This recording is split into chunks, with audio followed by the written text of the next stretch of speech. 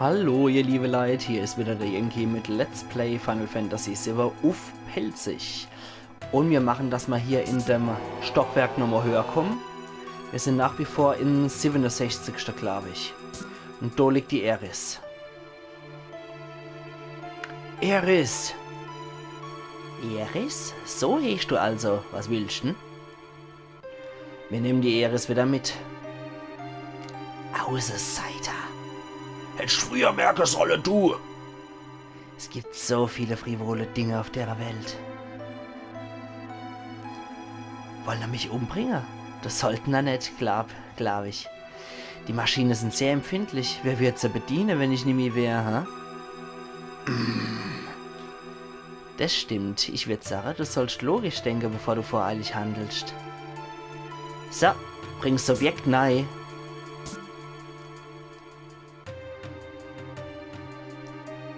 Ja, Schmierlappe da. Okay. Was macht er denn doof an Quatsch? Die Eris mag's wohl nicht so sehr. Volk, Hilfe! Verdammt, was machst denn du? Einer gefährdete Art Beistand leisten, beide sind kurz zum Aussterben. Wenn ich nicht helfe, werden all die Tiere verschwinden. Tier, das ist schrecklich. Eris ist ein Mensch. Du davor wärst bezahlen. Barret, kannst nix machen? Aller gut, zurück. Stopp! Stopp! Und, das war's? Oh. Was machst du denn da? Warum meine teure Subjekte?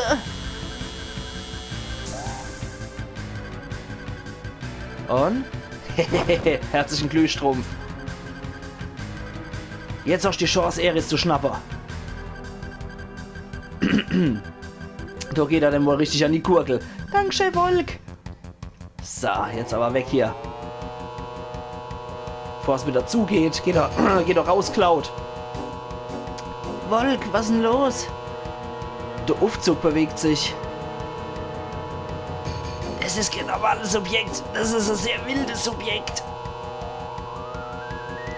Es ist ziemlich stark. Ich helfe euch aus. Es hat gesprochen? Später spreche ich so viel wie du willst, Fräulein. Wir übernehmen das Monster. Kann jemand die Eris an ihren sicheren Platz bringen? Tifa, ich verlasse mich auf dich. Wie heißt denn du? Der Hojo hat mich Red der 13. genannt. Ein Name, der für mich keinerlei Bedeutung hat. Nenn mich wie du magst. Ich bleib dabei. Ich mag den. Ich weiß zwar, dass er ursprünglich Nanaki heißt, aber ich mach's jetzt mal so. Das Vorgänger, er ist für mich Red der 13. und es ist ein absolut toller Charakter. Ja, auswählen. Komm schon. Und wir landen beim Bossgegner und haben jetzt Red der 13. in unserem Team drin. Was ist denn das Feines hier? Prototyp H0512-Opt-A. Und das ist das andere. Okay. Was kannst du dann, Red? Feuer.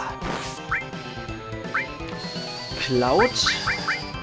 Ich glaube, es ist Zeit, dass wir Gegenmittel verwenden.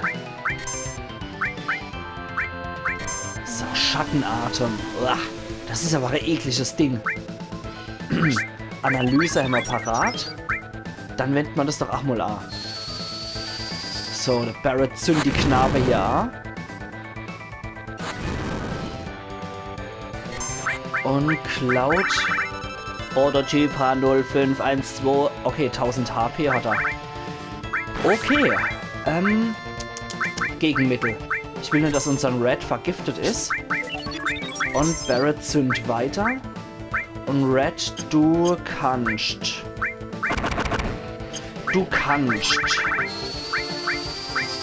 Eine Granat mal hier reinschmeißen.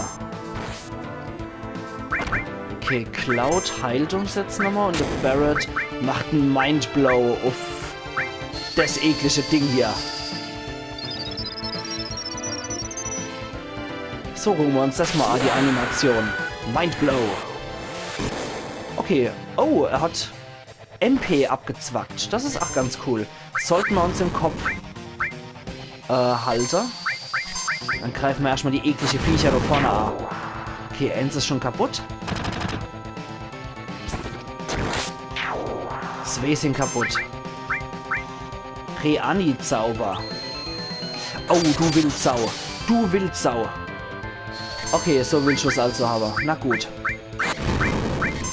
Den können wir also nicht direkt attackieren.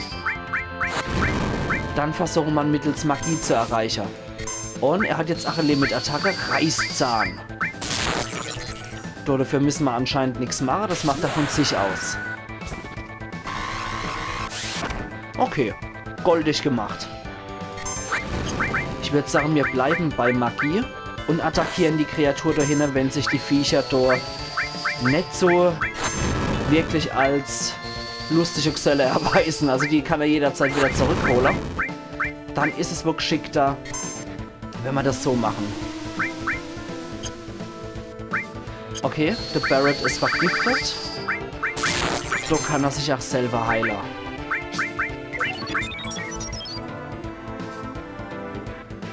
So. Dann hauen wir weiter hier die Schaderei.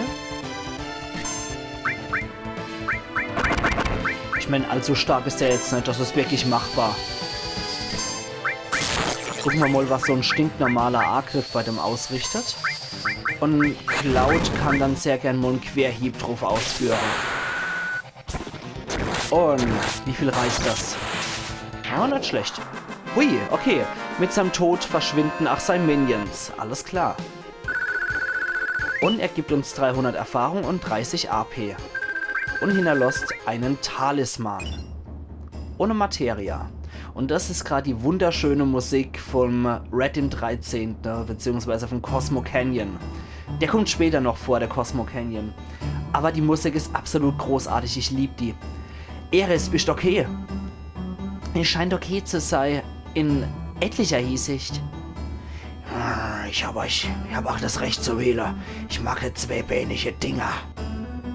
Was bist du? Gute Frage, aber schwer zu beantworten. Ich bin, was du siehst. Du hast bestimmt viele Fragen, aber lass uns erst von hier weg. Ich gehe voran. Volk, du bist also doch gekommen, um mich zu holen.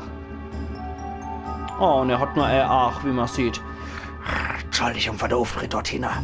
Ich hab nur vorgedacht, um den Hocho abzulenken. Nachdem wir die Eris jetzt gerettet haben, brauchen wir uns in dem Gebäude nicht mehr aufzuhalten. Verdammt mich noch mal raus hier. Wenn wir alle 5 zusammengehen, werden sie uns bestimmt bemerken. Lass uns lieber mal in 2 Gruppen gehen. Okay. Wo haben wir dann Gruppe? Haben wir doch bestimmt auch noch irgendwo zur Auswahl, oder? Moment. Ah ja, okay. Ich hole jetzt mal kurzzeitig die Tifa wieder an Bord und entkleide die mal kurz. Okay. Sie hat noch das Mithril-Armband. Okay.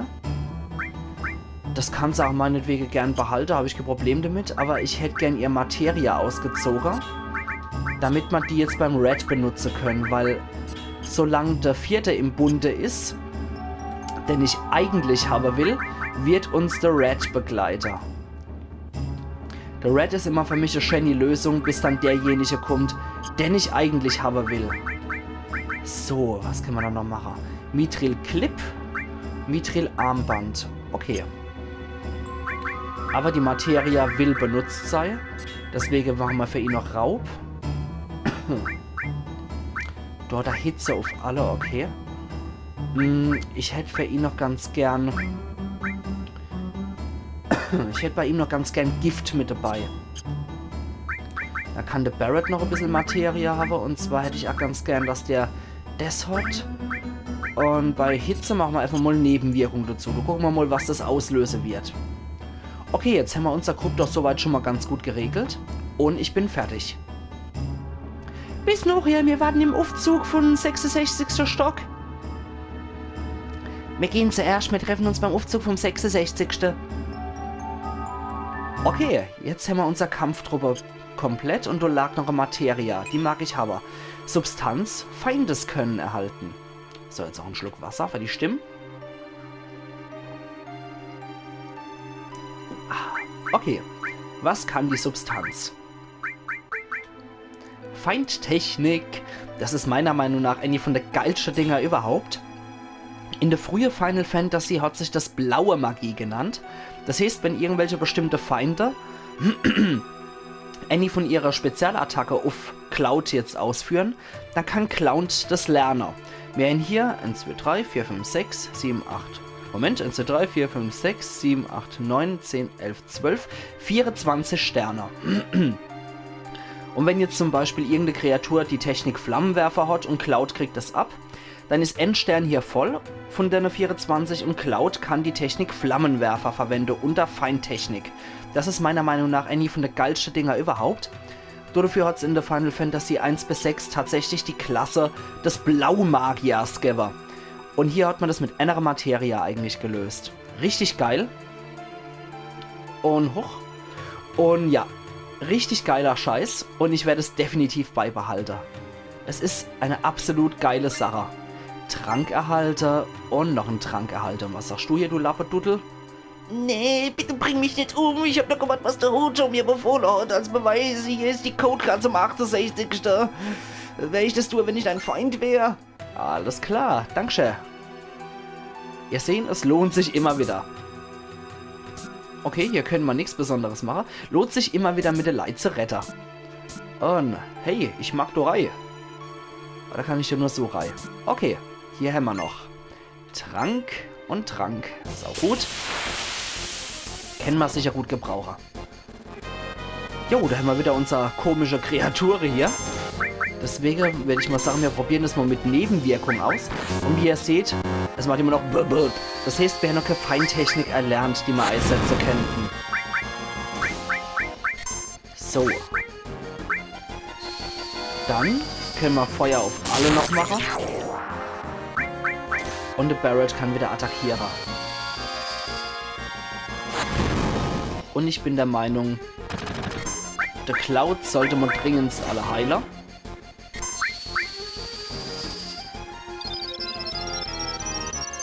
So, sehr gut. Ne, Barret, wir greifen hier normal an. Ich will noch Kenny von deiner Limit-Attacke verschwenden. Gott, ich liebe die Musik. Ich kann es gar nicht beschreiben, wie sehr ich die Musik liebe. Deswegen bin ich auch beim Remake selbstverständlich sehr auf die Musik gespannt. So viel wie ich da mitgekriegt habe, bei dem Trailer hat man ja schon mal ganz gut reinhorchen können. Wie das so klingen wird, wie die Musikstücke so klingen werden. Und es wird Bombe. Es wird wahrscheinlich so richtig die Orchesterversion sein. Das wird der absolute Hammer. Wie sieht's hier aus? Wo gehst du denn hier? Alle warten vorm Aufzug vom 66. Okay. Dann müssen wir dort noch nicht hier, alles klar. Babum, bibum. Okay, es ist doch nicht der...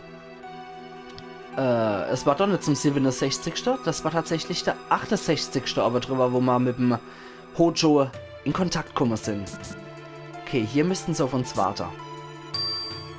Zack. Und wie schaut's aus? Aha. Was ist das? Noch aber bitter. Türke? Das ist ein Fall! Da muss man ja richtig aufregend gewesen. Das muss ja richtig aufregend gewesen sein. Hat's ja Spaß gemacht? Ich mag The Root. Root von den Turks ist absolut spitze. Der Typ sagt so gut wie nie was. Und der ist einfach nur großartig. Der Zeng finde ich halt so ein bisschen, ja, Zwiegespalter, weil wer Frauen schlägt, der hat's bei mir eigentlich schon echt verschissen. So, jetzt sind wir wieder vom Presi. Und anscheinend gefesselt. Bis auf the Red. Händler ich also auch erwischt. Wo ist die Eris? An einem sicheren Ort. Sie ist der letzte Nachkomme vom alten Volk. Da werden wir später noch hören, dass die Ketra, also mit C geschrieben, oder Cetra heißen. Der alte Final Fantasy waren das immer die Esper. Also diese, genau, Cetra, das waren früher die Esper in der alte Final Fantasy. Weißt nicht, hätten sich die Cetra genannt und hätten vor Tausenden von Jahren gelebt. Jetzt sind sie nur noch eine Zeit im Buch der Legende. Cetra, das Mädel ist ein Nachkomme von der Cetra. Cetra oder altes Volk zeigt uns den Weg zum verheißenen Land. Ich verspreche mir viel von ihr. Das verheißene Land? Ist das nicht englische Legende? Das ist zu interessant, es nicht weiter zu verfolgen. Das verheißene Land sei richtig fruchtbar. Wenn das stimmt, dann muss es doch Marco geben. Genau.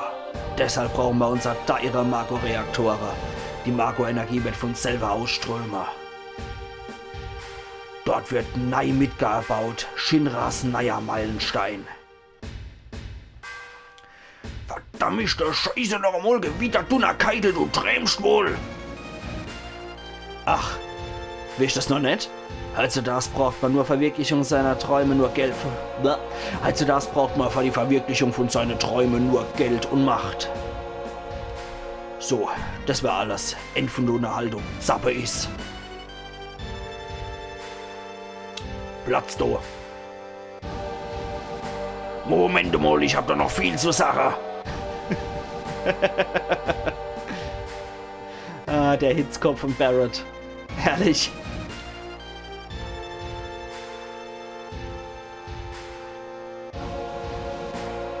Wenn du noch was willst, sprich mit meiner Sekretärin. Arroganter Lackaff. Okay, jetzt sind wir in der Zelle gelandet.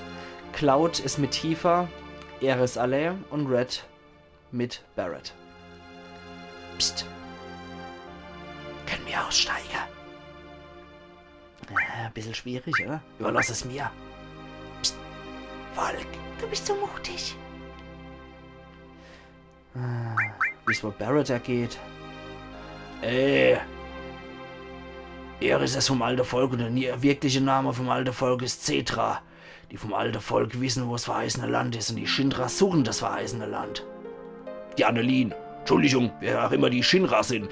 Ich kenne das verheißene Land nur aus Geschichte. Ich weiß nicht, ob es wirklich existiert. Stimmt das?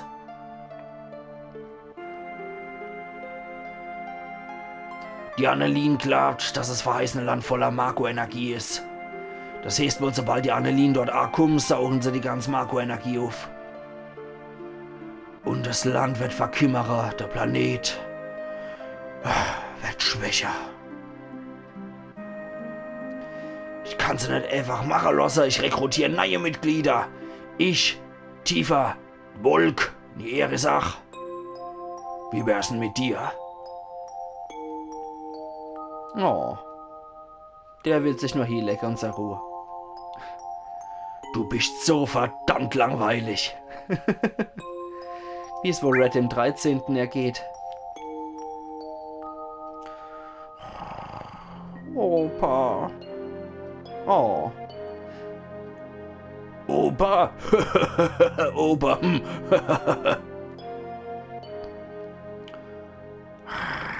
Was ist denn so witzig? Nix. Och, Barrett, das ist unsensibel. Wie es wohl Aeris ergeht.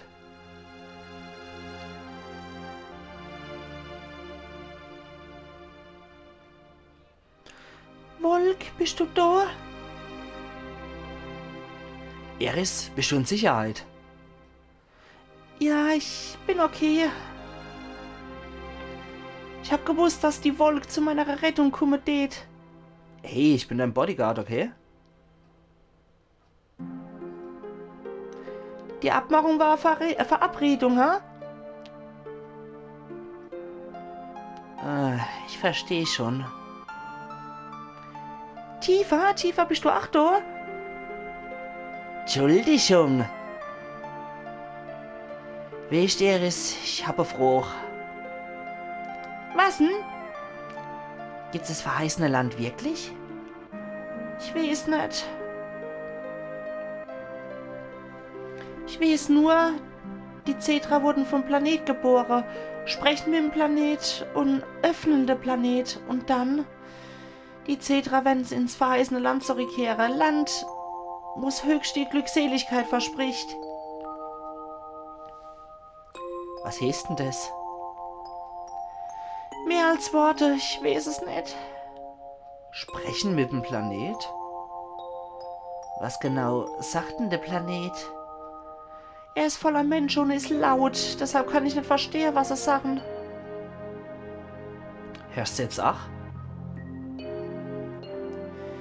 Ich hab's nur an der Kirche in des Slums gehört. Die Mutter hat gesagt, Midgar sei nicht mehr so sicher. Ich mein, meine richtige Mama. Irgendwann gehe ich aus Midgar weg, sprech mit dem Planet und such's verheißene Land. Das hat die Mama gesagt. Ich hab gedacht, wenn ich aufwachs, dann will ich ihr Stimme nicht mehr hören, aber... Okay, er kann sie immer noch ihr Tod, die Mutter hören. Lass uns einfach ein bisschen schlafen. Okay. Dann knacken wir uns mal eine Runde hier. Ist bestimmt sehr entspannt, du in der Wellness-Zelle. Du. Offensichtlich haben wir wunderschöne Träume und unser Zelle, der ist auf. Und Cloud sieht das. Egal wie, wir werden es in der nächsten Folge von Let's Play Final Fantasy VII aufpelzig rausfinden. Also machen's gut, ihr liebe Leute, und bleiben gespannt. Es wird richtig cool nächste Episode. Bis dahin, machen's gut und bleiben gespannt. Euer Yankee.